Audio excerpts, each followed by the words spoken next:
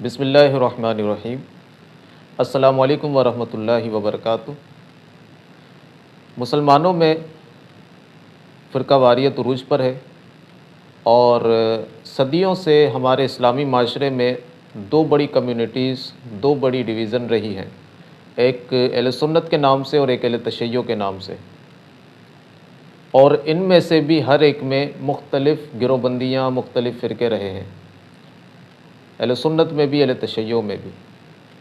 اس وقت اہل سنت میں دیوبندی، بریلوی، اہل حدیث، وہابی شامل ہیں۔ ان سب کو اہل سنت کہا جاتا ہے اور یہ لوگ اپنے آپ کو اہل سنت کہتے ہیں۔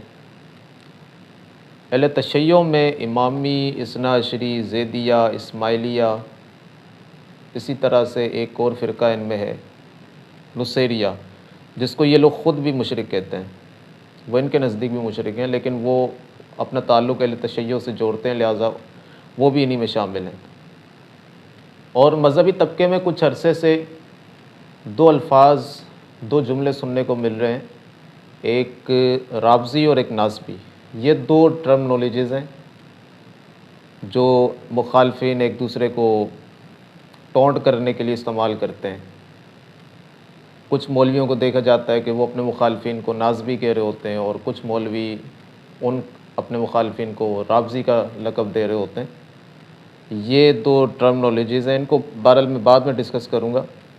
تو مسلمانوں میں یہ فرقہ بندی، یہ فرقہ واریت کوئی 100 سال، 150 سال پہلے کی نہیں ہے، بلکہ صحیح احادیث اور صحیح آثار کا مطالعہ کرنے کے بعد، ان کو اسٹڈی کرنے کے بعد یہ بات ہمارے سامنے آتی ہے کہ ڈیفینیٹلی سیدنا عثمان غنی رضی اللہ تعالیٰ عنہ کے دور ہی سے اس گروہ بندی کا آغاز ہو گیا تھا، اور اس میں جو سب سے بڑا رول تھا وہ حکومت کی غلط پالیسیوں کا تھا، جس کا نتیجہ یہ ہوا کہ سیدنا عثمان غنی رضی اللہ تعالیٰ عنہ خلیفہ راشد کے گھر کا محاصرہ کیا گیا، بالآخر ان کو شہید کروا دیا گیا۔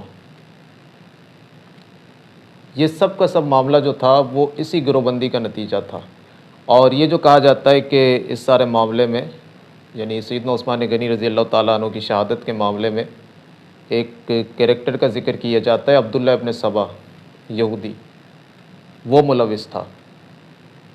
یہ بات غلط ہے۔ عبداللہ ابن سبا کا اس معاملے میں کسی بھی صحیح روایت، کسی بھی صحیح آثار سے کوئی اس کی موجودگی کا کوئی ثبوت نہیں ملتا۔ ہاں، اس کا وجود تھا، یہ جو بعض لوگ اس سے انکار کرتے ہیں نا کہ اس طرح کی کوئی پرسنالٹی ایگزسٹ ہی نہیں کرتی تھی، یہ بات غلط ہے۔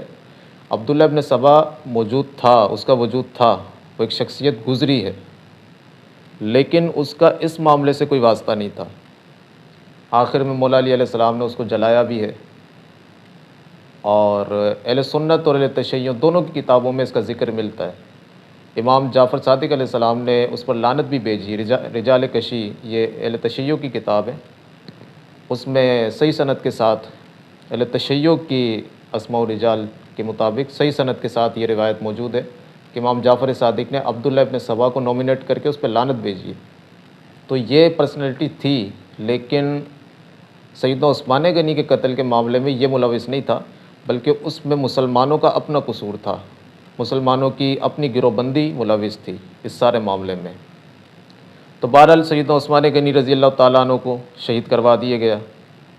اس کے بعد چوتھے خلیفہ راشد امیر المومنین سیدنا مولا علی علیہ السلام رضی اللہ تعالیٰ عنہ، آپ خلیفہ راشد بنے، لیکن چوتھے خلیفہ راشد کے خلاف بھی سیدنا عثمان غنی کے نام سے فتنے کھڑے کر دیے گئے۔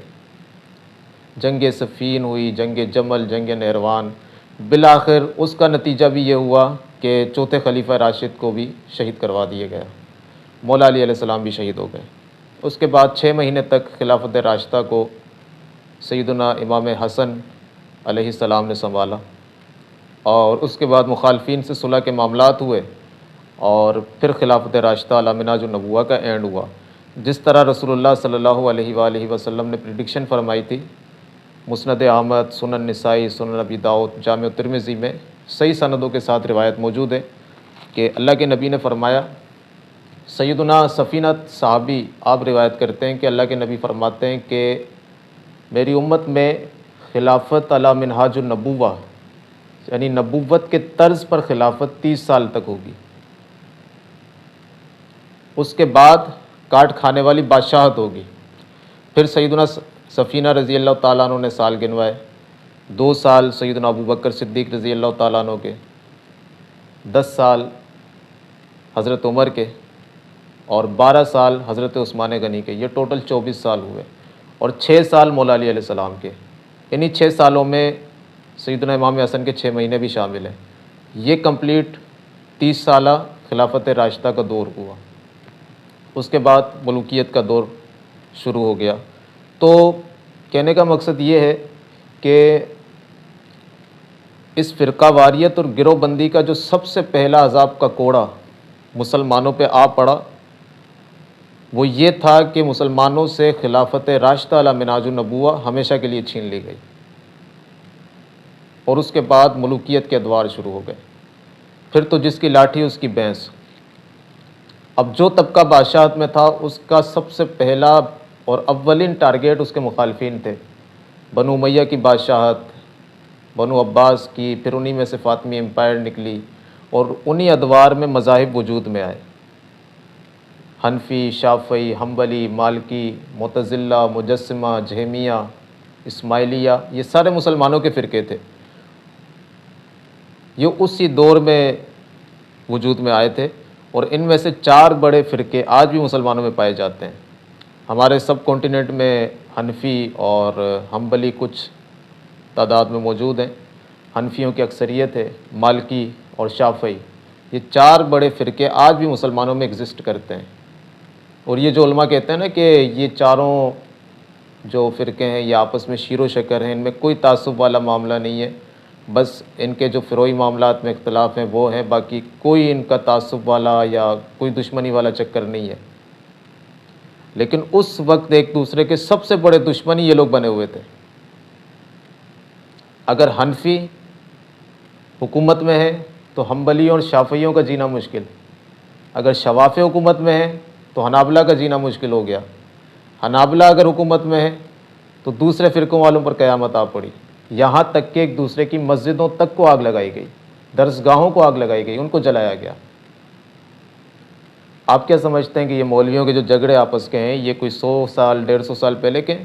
بھائی اس وقت معاملہ اس سے بھی زیادہ سنگین تھا۔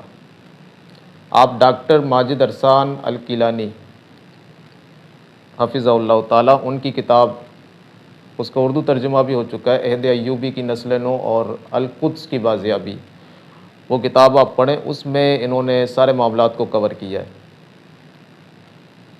یہ لوگ ایک دوسرے کو مسلمان تک نہیں سمجھتے تھے، ایک دوسرے کے جانی خونی دشمن بنے ہوئے تھے، اور یہی حال آج کل کے فرقوں کا ہے کہ ایک فرقے کا مولوی اپنے مخالف فرقے کے مولوی کو مسلمان تک نہیں سمجھتا۔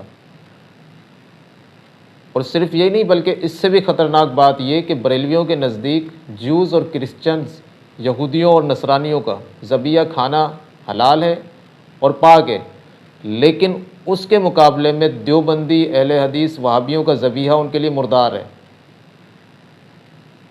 بلکہ احکام شریعت میں یہاں تک لکھا ہے کہ مرتدوں میں سب سے بدترین اور شدید ترین، خبیث ترین مرتد یہ دیوبندی، وہابی، اہل حدیث ہیں۔ ان کا نام قادیانی اور رافضیوں کے ساتھ لکھا ہے،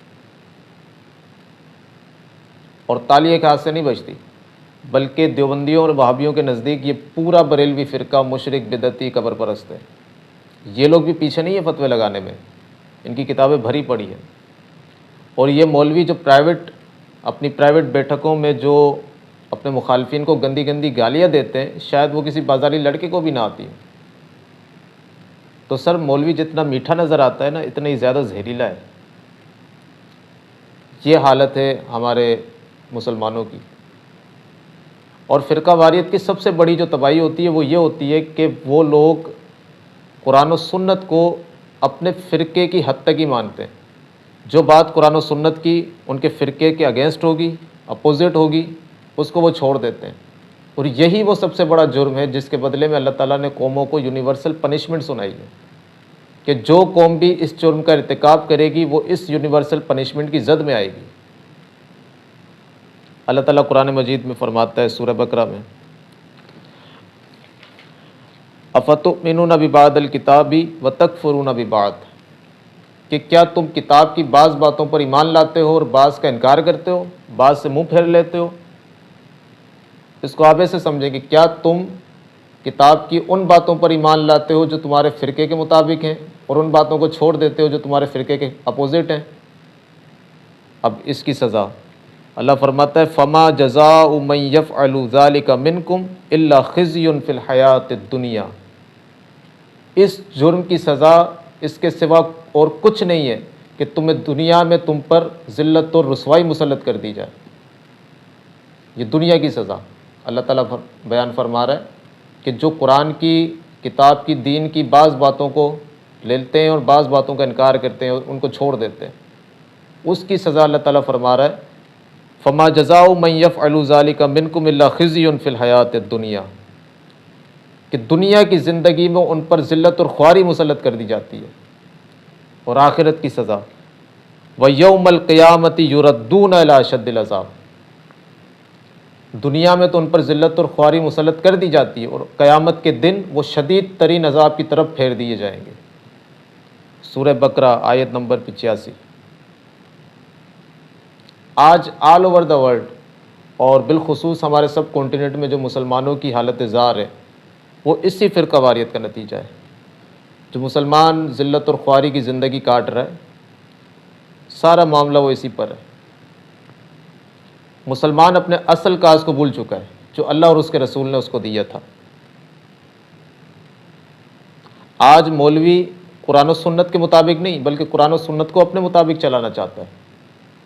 ہر فرقے والا یہ چاہتا ہے کہ جو میرا اور میرے فرقے کا عقیدہ ہے قرآن و سنت بھی اسی عقیدے کو سپورٹ کرے، اور اگر قرآن و سنت کی کوئی بات میرے فرقے کے عقیدے سے ٹکرائے گی، اس کے اپوزٹ جائے گی، تو میں اس بات کو چھوڑ دوں گا یا میں اس میں تعویل کر دوں گا۔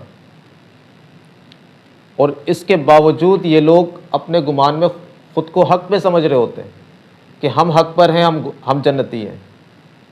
اللہ تعالیٰ سورہ یونس میں فرماتا ہے نا کہ اور ان میں سے اکثر لوگ صرف گمان میں لگے ہوئے ہیں، گمان میں پڑے ہوئے ہیں، اور بے شک ان کا گمان ان کو حق کی معرفت نہیں دے سکتا۔ یہ ہو رہا ہے ہمارے یہاں، اور یہ آج کل نہیں ہو رہا بلکہ 800 900 1000 سال پہلے بھی یہی ہو رہا تھا۔ فرقوں کے علماء نے ہمیشہ سے یہی کیا ہے کہ سوچ کی آزادی جو ہر مسلمان کو اسلام نے دی ہے اس کو لوک کر دو، کوئی بندہ ہمارے فرقے سے باہر کی نہ سوچے، اور یہاں تک کہ قرآن و سنت میں بھی، قرآن اور حدیث میں بھی جو غور و تفکر ہے وہ بھی اپنے اپنے فرقے کی لمٹس میں رہ کر کیا جائے۔ خود کو جنتی کہو اور دوسروں کو جہنمی کہو۔ اللہ تعالیٰ قرآن مجید میں فرماتا ہے سورہ مومنون آیت نمبر 53 میں فَتَقَطَّعُوا أَمْرَهُمْ بَيْنَهُمْ زُبُرًا كُلُّ حِزْبٍ بِمَا لَدَيْهِمْ فَرِحُونَ، انہوں نے اپنے ہی دین کے آپس میں ٹکڑے ٹکڑے کر دیے، اور ہر گروہ، ہر فرقہ اسی پر خوش ہے جو اس نے اپنا لیا ہے۔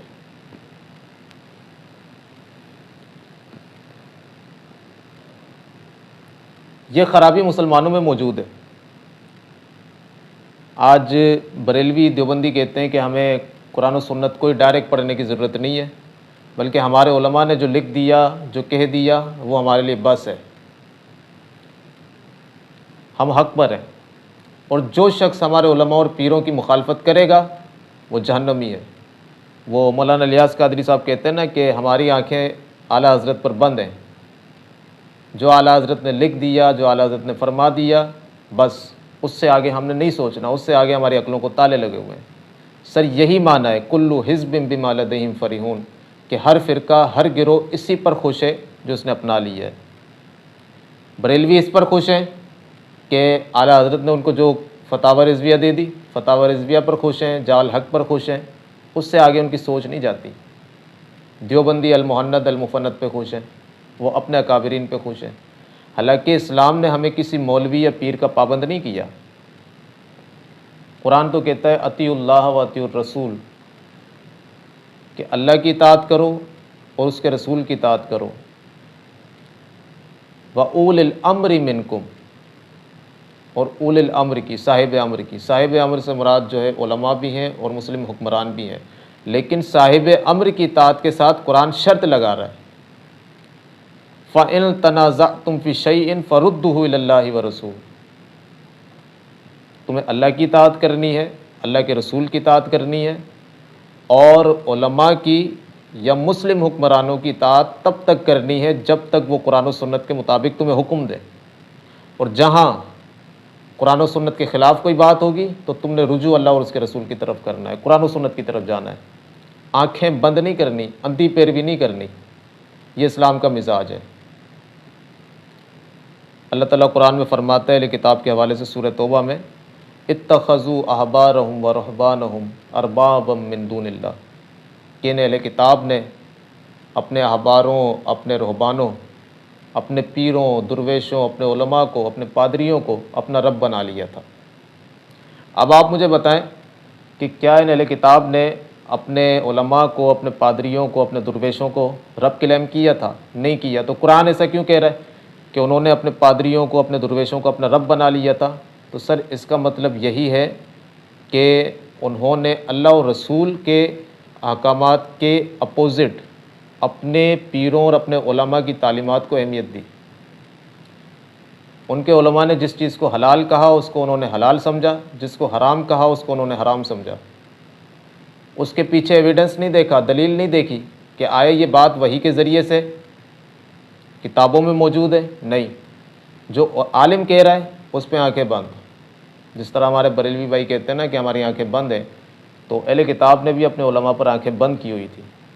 اتخذوا احبارهم ورہبانهم اربابا من دون اللہ۔ آج کل بھی یہ حالت ہے، بلکہ آج کل ہمارے یہاں تو یہ لوگ علماء سے سوال پوچھنے کو، ان سے دلیل مانگنے کو ہی بے ادبی سمجھتے ہیں، توہین، گستاخی سمجھتے ہیں کہ تو کون ہوتا ہے علماء سے دلیل مانگنے والا؟ تو بھائی ہم نے کلمہ ان مولویوں یا پیروں کا نہیں پڑھا، ہم نے کلمہ اللہ اور اس کے رسول کا پڑھا ہے۔ ہم نے یہ نہیں دیکھنا کہ ہمارے سامنے دین بتانے والا کوئی جبے دستار داڑھی والا، کوئی شیخ الحدیث مولوی ہے، یا کوئی ماڈرن اسٹائلش بالوں والا، کوئی ڈرامہ ایکٹر ہے، کوئی ڈاکٹر ہے، کوئی کرکٹر ہے، کوئی انجینئر ہے۔ ہم نے یہ نہیں دیکھنا، ہم نے دلیل کو دیکھنا ہے۔ اب چاہے ہمارے سامنے کوئی ڈرامہ ایکٹر دین کی کوئی بات کرے اور اس کے پاس اس کی بات پر قرآن اور سنت سے کوئی صحیح دلیل موجود ہو، کوئی صحیح حدیث موجود ہو یا قرآن کی کوئی آیت موجود ہو، تو ہم اس کی بات کو قبول کریں گے۔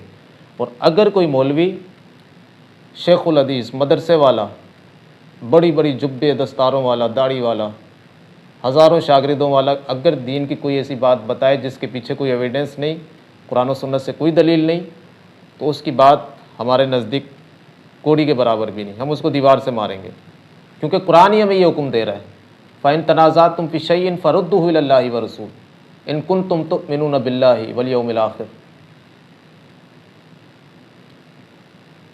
کہ اگر تم ایمان والے ہو تو تم فائنل اتھارٹی اللہ کے قرآن اور رسول اللہ کی سنت کو ہی سمجھو گے، کسی عالم، پیر یا مولوی کو نہیں۔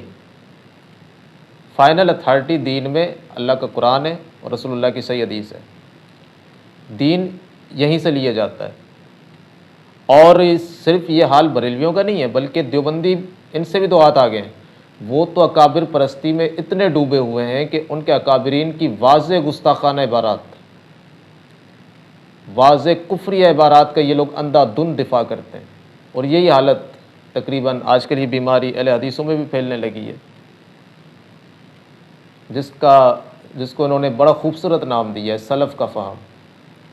اور اکثر دیکھا گیا ہے کہ اگر کوئی حدیث ان اہل حدیث وہابیوں کے کسی موقف کے مخالف ہوتی ہے تو، اور اس پر صحابہ کا فہم بھی ان کے موقف کے مخالف ہے، تو وہ صحابہ کو چھوڑ کر بعد میں آنے والے ائمہ اور بزرگوں کا فہم لیتے ہیں۔ ہاں، ان میں کچھ سمجھدار انٹلیکچوئل قسم کے لوگ بھی موجود ہیں جو حق کی تلاش میں رہتے ہیں، کچھ کو میں بھی جانتا ہوں، لیکن اکثریت ان کی اسی فرقہ واریت کی لپیٹ میں آ چکی ہے۔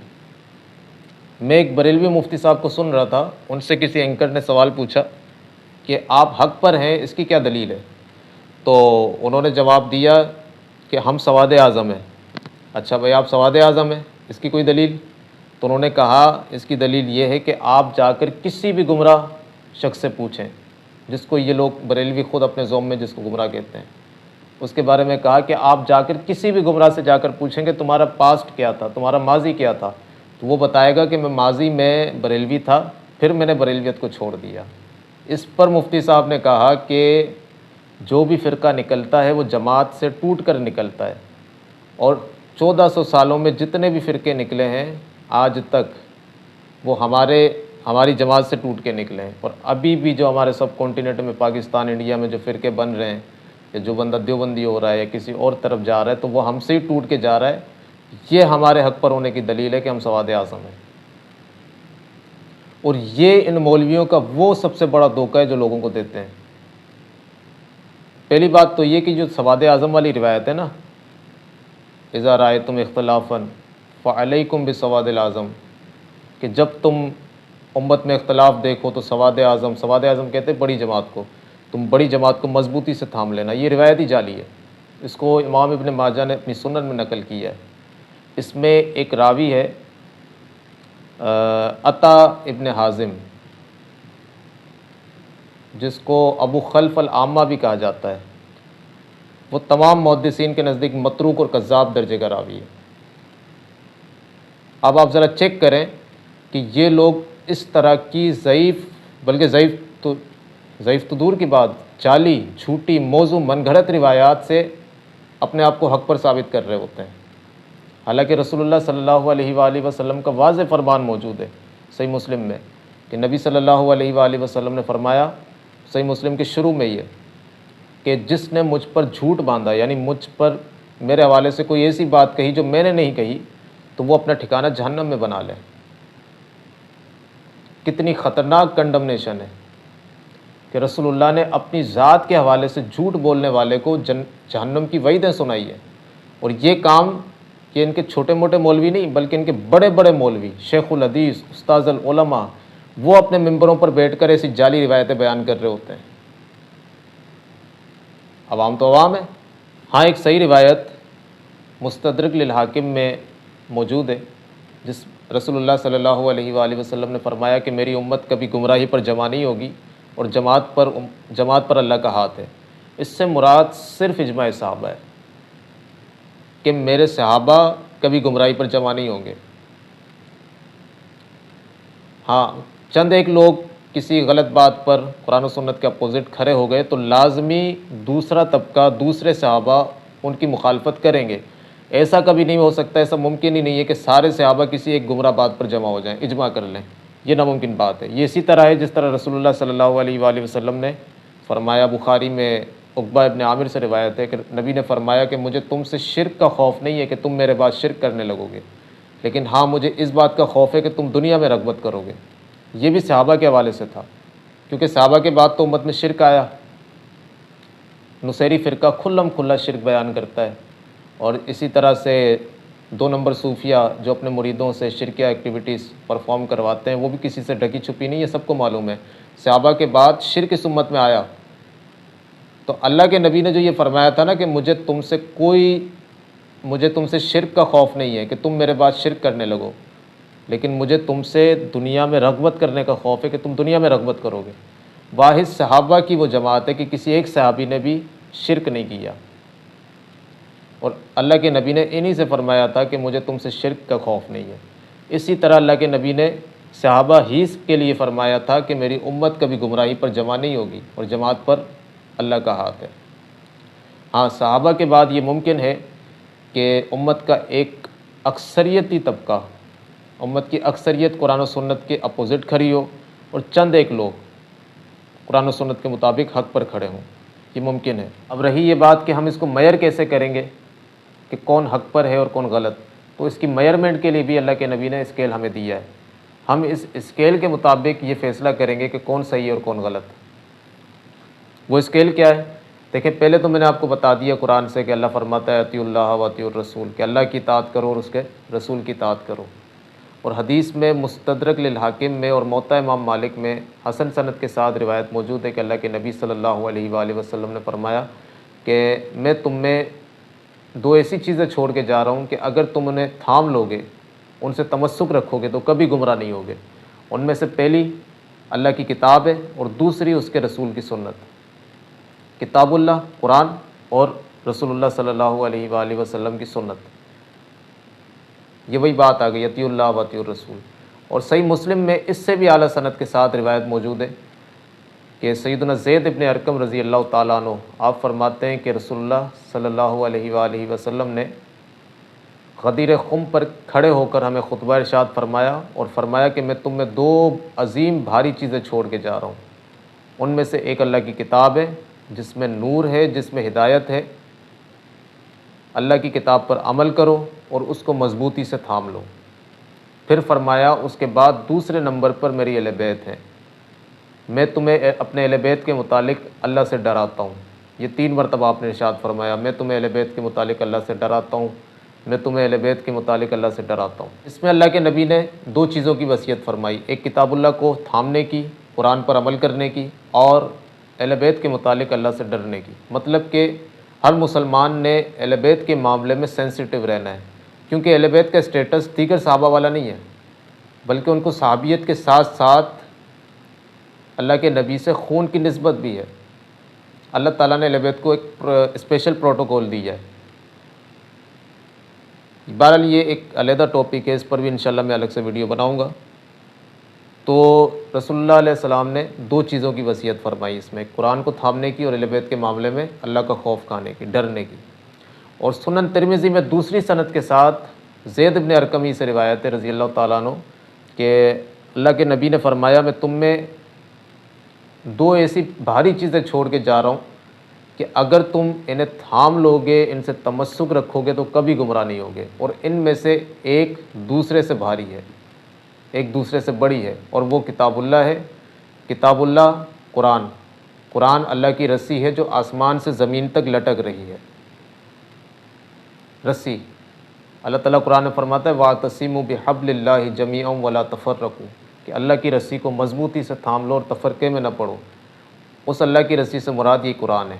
رسول اللہ نے فرمایا قرآن اللہ کی رسی ہے جو آسمان سے زمین تک لٹک رہی ہے۔ اور پھر دوسری میری اطرت، میرے اہل بیت، اور یہ دونوں ہرگز جدا نہیں ہوں گے یہاں تک کہ حوض کوثر پر آ کر مجھ سے ملاقات کریں گے۔ اب دیکھ لو کہ تم میرے بعد ان دونوں کے معاملے میں میری کیسی جانشینی کرتے ہو۔ سنن ترمذی میں اس میں رسول اللہ نے واضح طور پر قرآن اور اہل بیت دونوں کو تھامنے کا حکم ارشاد فرمایا ہے کہ قرآن پر بھی عمل کرنا ہے اور جس راستے پر اہل بیت چلیں اسی راستے پہ چلنا ہے، کیونکہ آگے خود ہی اللہ کے نبی نے اس کو ایکسپلین کر دیا کہ اہل بیت کبھی قرآن سے جدا نہیں ہوں گی یہاں تک کہ حوض کوثر پر آ کر مجھ سے ملاقات کریں گے۔ قرآن پہ عمل کرنا ہے اور جس راستے پر اہل بیت ہوں اس راستے پہ چلنا ہے۔ اس روایت کو علامہ ناصر الدین البانی رحمہ اللہ نے صحیح قرار دیا ہے، اور علامہ زبیر علی زئی رحمہ اللہ نے اس کو ضعیف کہا ہے، اور اس کو ضعیف کہنے کی وجہ یہ ہے کہ اس میں ایک راوی ہے عطیہ العوفی، اس کو اہل سنت کے بعض محدثین نے ضعیف قرار دی ہے، ضعیف لکھا ہے، لیکن یہ بات صحیح نہیں ہے۔ عطیہ العوفی کم از کم حسن درجے کا صدوق راوی ہے، حسن الحدیث راوی ہے، اور اہل سنت ہی کے محدثین نے اس کو سکہ بھی قرار دیا ہے۔ اس پر جو جرح ہے وہ جرح مبہم ہے جس کا کوئی اعتبار نہیں۔ اور رہی بات آمش کی تدلیس کی، تو آمش عطیہ العوفی کے شاگردوں میں آتا ہے اور اس کا عطیہ سے سماع صحیح ہے، ثابت ہے، لہٰذا یہ روایت صحیح ہے، یا کم از کم یہ حسن درجے کی روایت ہے۔ اس کو ضعیف کہنا غلطی ہے، اور بعض اوقات جراثیم بھی ہوتے ہیں جو ضعیف کہنے پر مجبور کر دیتے ہیں۔ اللہ تعالیٰ ہماری غلطیوں کو معاف فرمائے۔ تو بہرحال ہمارے پاس حق اور باطل کو میئر کرنے کے لیے 3 اسکیل آ گئے۔ سب سے پہلے جو ماخذ ہے وہ قرآن ہے۔ عقیدے اور ایمان کی اصلاح قرآن کے ذریعے سے ممکن ہے۔ اس کے بعد رسول اللہ کی سنت اور اہل بیت کا منہج۔ اہل بیت کا منہج کیا ہے؟ اہل بیت کے منہج سے مراد یہ ہے کہ جو بات قرآن سے ثابت ہو جائے، جو منہج قرآن کا ہے وہی منہج اہل بیت کا ہے، جو عقیدہ قرآن کا ہے وہی اہل بیت کا عقیدہ ہے، کیونکہ رسول اللہ نے خود فرمایا کہ اہل بیت اور قرآن دونوں کبھی جدا نہیں ہوں گے یہاں تک کہ وہ حوض کوثر پر آ کر ملیں گے۔ اور اللہ کے نبی کی سنت، اور ضروری بات کہ سنت وہی کہلائے گی جو صحیح حدیث یا کم از کم حسن درجے کی حدیث سے ثابت ہو۔ ضعیف اور مردود موضوع روایات یہ دین میں حجت نہیں ہے، اور یہ جو کہانی کروائی جاتی ہے نا کہ ضعیف روایات فضائل میں معتبر ہیں، تو اس کی کوئی لوجک نہیں ہے۔ چاہے احکام ہو چاہے فضائل ہو، دونوں ہی دین ہے۔ جب احکام کے لیے ضعیف روایات نہیں لی جاتی تو فضائل کے لیے بھی نہیں لی جاتی، ٹھیک ہے۔ کمزور روایتوں سے احکام بھی ثابت نہیں ہوتے، فضائل بھی ثابت نہیں ہوتے، ٹھیک ہے۔ اس کے لیے کم از کم صحیح روایت ہونا یا کم از کم حسن درجے کی روایت ہونا ضروری ہے۔ اللہ تعالیٰ قرآن میں فرماتا ہے وَلَا تَقْفُ مَا لَيْسَ لَكَ بِهِ عِلْمٌ، کہ کسی چیز کی اس وقت تک پیروی نہ کرو جب تک تمہیں اس کے بارے میں علم نہ آ جائے۔ تو جب تک کنفرم نہ ہو جائے کہ یہ روایت صحیح ہے یا حسن درجے کی ہے، تب تک آپ اس کو نہ احکام میں لے سکتے ہیں نہ فضائل میں لے سکتے ہیں۔ تو ہمارے پاس 3 اسکیل آ گئے، ایک اللہ کا قرآن، رسول اللہ کی سنت اور اہل بیت کا منہج۔ تو اب جو کوئی بھی شخص آپ کے پاس آ کر کہے نا کہ فلاں مولوی یہ کہتا ہے یا فلاں امام نے یہ بات لکھی ہے، تو آپ اس سے پوچھیں کہ بھائی اس پر اس امام کے پاس ایویڈنس کیا ہے اس بات کا؟ اس نے جو بات دین کے حوالے سے کہی ہے، کیا اس نے اس پر قرآن یا صحیح حدیث سے کوئی دلیل پیش کی ہے یا بس ہوا میں بات چھوڑ دی؟ اچھا، بعض لوگ کہتے ہیں کہ یار اتنا بڑا امام ہے، اس نے اتنی کتابیں لکھیں، اس کے اتنے مدرسے، اس کے اتنے شاگرد ہیں، آپ ان سے دلیل مانگ رہے ہیں۔ بھائی آپ کا امام چاہے کتنا ہی بڑا کیوں نہ ہو، چاہے اس کے پاؤں زمین پر اور سر اس کا بادلوں سے نہ ٹکراتا ہو، لیکن وہ نبی نہیں ہے، اس کی اپنی کہی ہوئی بات دین میں کوئی حجت نہیں ہے جب تک کہ وہ اپنی بات پر قرآن یا صحیح حدیث سے کوئی دلیل پیش نہ کر دے۔ بھائی آپ کا امام کتنا ہی بڑا کیوں نہ ہو، وہ جناب عمر ابن خطاب رضی اللہ تعالیٰ عنہ کے مرتبے کا تو نہیں ہے نا۔ سنن ترمذی میں صحیح سند کے ساتھ روایت ہے کہ سیدنا عبداللہ ابن عمر کے پاس ایک شامی بندہ آیا، اس نے عبداللہ ابن عمر سے سوال کیا کہ آپ حج تمتع کے بارے میں کیا کہتے ہیں؟ تو جناب عبداللہ نے کہا کہ حج تمتع جائز ہے۔ اس پر شامی نے کہا کہ آپ کے والد عمر ابن خطاب تو اس سے روکا کرتے تھے۔ تو حضرت عبداللہ ابن عمر غصہ ہو گئے۔ آپ نے فرمایا کہ تو کیا سمجھتا ہے کہ میں اپنے باپ کی بات کو رسول اللہ کی بات پر ترجیح دوں گا؟ رسول اللہ نے حج تمتع کی اجازت دی ہے، چاہے عمر ابن خطاب نے اس سے روکا ہو۔ صحیح، یہاں اگر چاہتے، وہ شامی چاہتا یا عبداللہ ابن عمر چاہتے تو وہ یہ روایت بھی پیش کر سکتے تھے کہ نبی نے فرمایا تم میری اور میرے خلفائے راشدین کی سنت کو مضبوطی سے، دانتوں کی مضبوطی سے تھام لو۔ اور عمر ابن خطاب تو دوسرے خلیفہ راشد ہیں، اور رسول اللہ نے ان کی سنت پر عمل کرنے کا، ان کی سنت کو تھامنے کا حکم ارشاد فرمایا، لیکن نہیں، وہ جانتے تھے کہ خلفائے راشدین کی بھی وہ بات لی جائے گی جو بات اللہ کے نبی کے اور اللہ کے نبی کے فرمان اور قرآن کے مطابق ہو۔ جو رسول اللہ اور اللہ کے فرمان کے اگینسٹ ہوگی اس بات کو رد کر دیا جائے گا۔ پہلی ترجیح اور فائنل اتھارٹی قرآن اور سنت کو ہی مانا جائے گا۔ تو سر آپ کا امام تو کوئی اوقات نہیں رکھتا۔ جب سیدنا عبداللہ ابن عمر نے اپنے باپ عمر ابن خطاب دوسرے خلیفہ راشد کی بات کو رسول اللہ کی بات کے مقابلے میں جب وہ بات آئی تو آپ نے اپنے باپ کی بات کو رد کر دیا، تو آپ کا امام کس خاتے میں؟ اگر کوئی بھی شخص کوئی عقیدہ پیش کرتا ہے، کوئی بات پیش کرتا ہے، تو اس سے قرآن یا صحیح حدیث سے دلیل مانگی جائے گی۔ اب مثال کے طور پر ایک امام یا عالم کا یہ عقیدہ ہے کہ وہ یا غوث المدد کا قائل ہے، یعنی وہ اللہ کے سوا دوسروں کو غیبی مدد کے لیے پکارنے کا قائل ہے، اس کو جائز سمجھتا ہے، تو ہم اس سے سوال پوچھیں گے، اور اس کو وہ اپنا عقیدہ بنا کے بیٹھا ہے، اپنی پہچان بنا کے بیٹھا ہے، تو ہم اس سے سوال کریں گے کہ بھائی یہ جو تمہارا عقیدہ ہے یا غوث المدد والا، یہ قرآن کی کس آیت سے ثابت ہے یا رسول اللہ کے کس فرمان سے ثابت ہے؟ یہ اہل بیت کے کس آثار سے ثابت ہے کہ اہل بیت نے یہ عمل کیا یا صحابہ نے یہ عمل کیا ہو؟ کوئی دلیل موجود ہے کہ اللہ کے نبی نے اللہ کے علاوہ کسی اور کو غیبی مدد کے لیے مشکل کشا حاجت روا سمجھ کر پکارا ہو؟ یہ صحابہ میں سے کسی نے، خلفائے راشدین میں سے کسی نے پکارا ہو، یا اہل بیت میں سے کسی نے پکارا ہو؟ کوئی نہیں۔ جب اس عقیدے پر کوئی دلیل نہیں قرآن اور سنت سے، تو یہ اسلام کا عقیدہ نہیں ہے، یہ عقیدہ فارغ ہے، اس کا کوئی تعلق اسلام سے نہیں ہے۔ ہاں، اس کے اگینسٹ آپ کو، اس کے مخالف آپ کو آیات قرآن میں بھی ملیں گی، احادیث بھی ملیں گی، لیکن یہ عقیدہ آپ کو کہیں نہیں ملے گا، تو یہ عقیدہ ہی فارغ ہے۔ اسی طرح کوئی سا بھی عقیدہ ہو جس کو ثابت کرنے کے لیے آئیں بائیں شائیں کرنا پڑے، یا ادھر سے ادھر، یا موضوع روایات، ضعیف روایات پیش کرنی پڑیں، یا یہ اماموں کا، بزرگوں کا، عالموں کا قول پیش کرنا پڑے، تو آپ سمجھ جائیں کہ وہ عقیدہ جو ہے وہ فارغ ہے، اس کا اسلام سے کوئی تعلق نہیں ہے۔ آخری فائنل اتھارٹی جو ہے ہمارے لیے وہ قرآن اور سنت، اور اس کے بعد منہج اہل بیت۔ اور یہ مسلمانوں میں جو فرقہ واریت پھیلی نا، اس کی سب سے بڑی ریزن یہی تھی کہ وہ لوگوں نے اپنے علماء اور اپنے اپنے پیروں پر بھروسہ کر لیا، اندھی پیروی کی، ان کی اندھی تقلید کی، جس کی وجہ سے ان میں مختلف گروہ بندیاں شروع ہو گئیں۔ اب یہ جو بظاہر ایک نظر آنے والے جو فرقے ہیں نا، ان کے اندر بھی چھوٹی چھوٹی ٹکڑیاں موجود ہیں۔ بریلوی ایک فرقہ ہے، لیکن اس ایک بریلوی فرقے میں چھوٹی چھوٹی ٹکڑیاں الگ الگ سے موجود ہیں، جو ایک دوسرے کی مسجدوں میں نماز نہیں پڑھتے، ایک دوسرے کو گمراہ کہتے ہیں، بلکہ مسلمان تک نہیں سمجھتے۔ عطاری گروپ، مفتی Hanif Qureshi group, Jalali group, Rizvi group, مختلف گروپ ان میں موجود ہیں، جن کا لیبل بظاہر بریلوی ہے، لیکن یہ چھوٹے چھوٹے گروہوں میں ہیں۔ یہ ایک دوسرے کے پیچھے نماز کو بھی جائز نہیں سمجھتے۔ اسی طرح دیوبندیوں میں بھی یہی معاملہ ہے، اہل حدیثوں میں بھی یہی معاملہ ہے۔ بہرحال جو اس فرقہ واریت کی لعنت سے نکلنا چاہتے ہیں اور وہ صرف مسلمان بن کے جینا چاہتے ہیں، تو وہ خود ڈائریکٹ قرآن اور سنت کا مطالعہ کریں، قرآن کو ترجمے سے پڑھیں، صحیح روایات کو پڑھیں۔ اسماء و رجال کی بکس بھی موجود ہیں، جن سے بندہ علم رجال کو تھوڑا سیکھ جاتا ہے، اس کو بھی پڑھیں۔ دین کے لیے تھوڑی سی کوشش کریں تاکہ آپ صحیح اسلام پر صحیح زندگی گزار سکیں، اور ان فرقہ پرستوں سے، ان پیر پرستوں، مولوی پرستوں سے آپ بچ کے رہیں۔ اللہ کے نبی نے جو 3 اسکیل دیے ہیں، قرآن، سنت اور منہج اہل بیت۔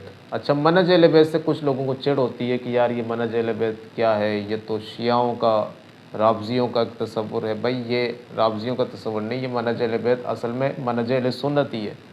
اس پر میں الگ سے ایک ویڈیو بناؤں گا، اس میں اس کو ایکسپلین کروں گا انشاءاللہ۔ اللہ تعالی ہمیں